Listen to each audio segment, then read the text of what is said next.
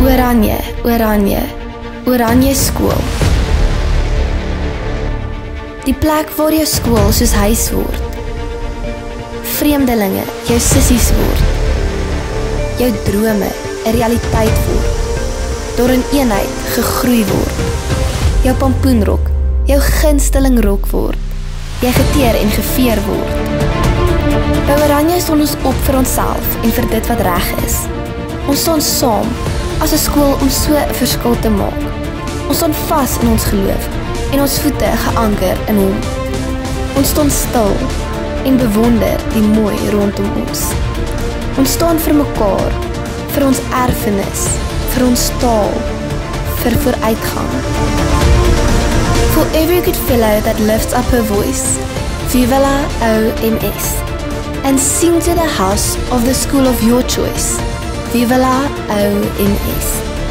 Oud-Oranjes onthou hulle skooldae as idillies en sorgvry, as 'n plek wat jou vlerke gee.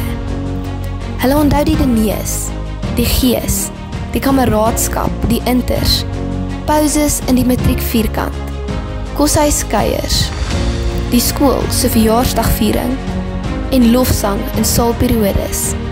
Want in die hemel is die Heer, sy glans is soos kristaal. Oranje is nie net 'n skool nie. Sy is nie net die naam op jou matrieksertifikaat nie. Oranje is nie net 'n droom nie. Sy is 'n droom wat waar geword het. Sy is mense wat jy liefkry. Sy is die naam wat jy met trots sê.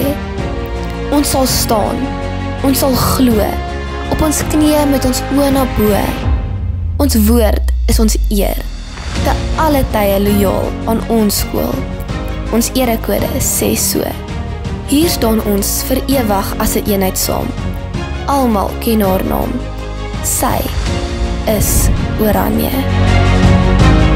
Soos 'n rots staan die meisies saam. Ons vir jou, Oranje skool.